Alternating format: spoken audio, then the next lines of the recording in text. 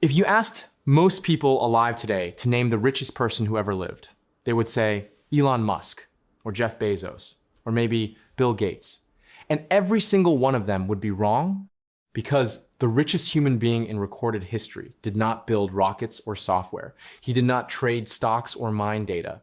He simply walked across a desert in the year 1324 with so much gold that he accidentally destroyed an economy just by passing through it.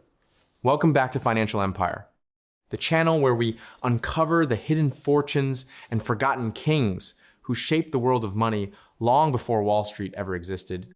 And today we are telling the story of a man whose wealth was so vast that historians still cannot agree on a number large enough to describe it. His name was Mansa Musa, ruler of the Mali Empire, a kingdom stretching across West Africa that most modern history books barely mention. Yet in the 14th century, this empire controlled nearly half of the entire world's supply of gold and salt, two of the most valuable commodities on earth. And Mansa Musa sat at the center of it all, not as a distant emperor hoarding treasure in a vault, but as a ruler who understood that gold meant nothing if the world did not know you had it. So in 1324, he decided to do something no king before him had ever dared. He set out on a pilgrimage to Mecca, a journey of over 4,000 miles. And he brought with him a caravan so enormous that eyewitnesses across 3 continents would spend the rest of their lives trying to describe what they saw. Historical accounts speak of 60,000 men marching in formation, 12,000 enslaved servants dressed in Persian silk, and 500 attendants marching ahead of the emperor himself, each one carrying a solid gold staff.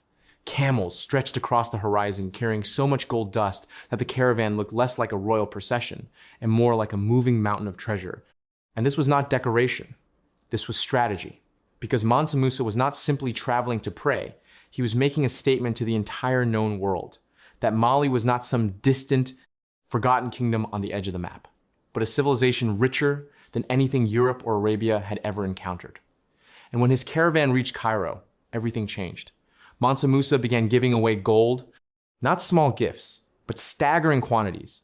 He gave gold to the poor he passed in the streets. He gave gold to scholars, to officials, to strangers who simply asked. He built mosques along his route, funded universities, and paid for anything and everyone who crossed his path. And at first, the people of Cairo must have felt as though they were witnessing a miracle. A king so wealthy that gold seemed to fall from his hands like rainfall.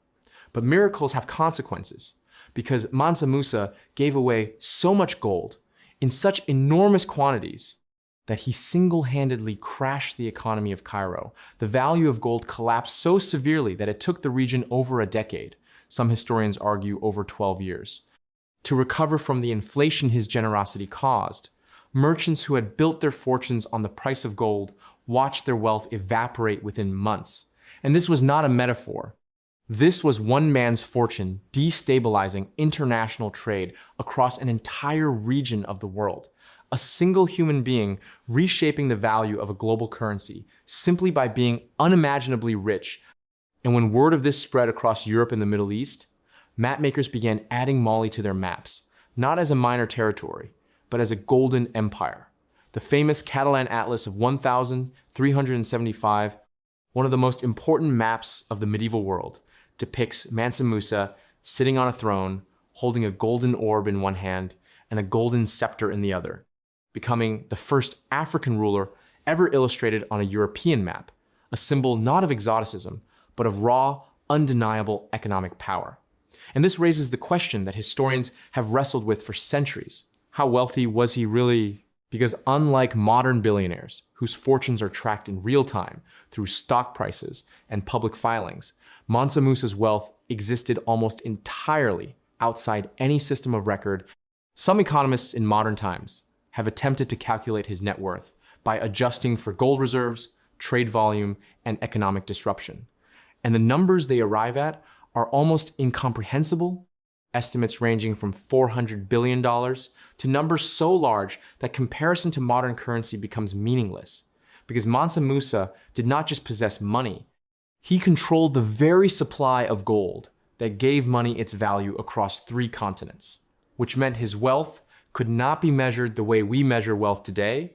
It had to be measured by the sheer force of its impact on the world around it.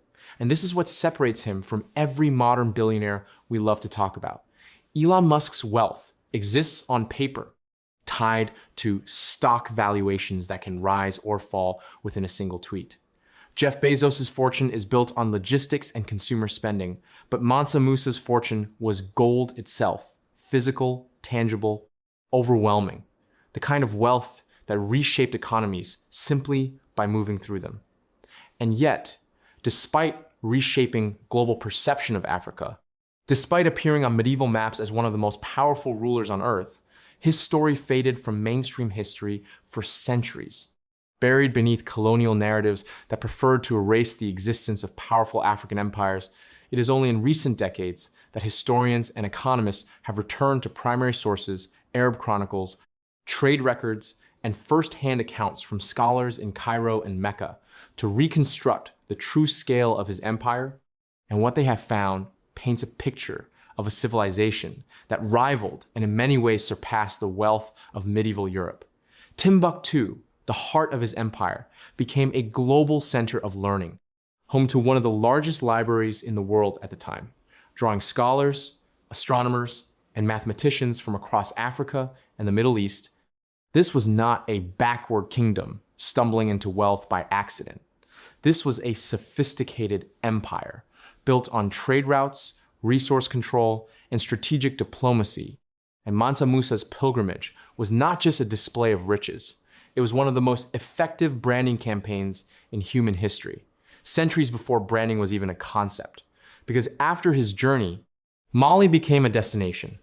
Merchants, scholars, and explorers flooded into the empire, seeking a share of its wealth and knowledge. And for a brief, extraordinary period in human history, the richest and most influential civilization on Earth was not in Europe, not in Asia, but in West Africa, ruled by a man whose fortune was so large it could crash economies just by moving through them.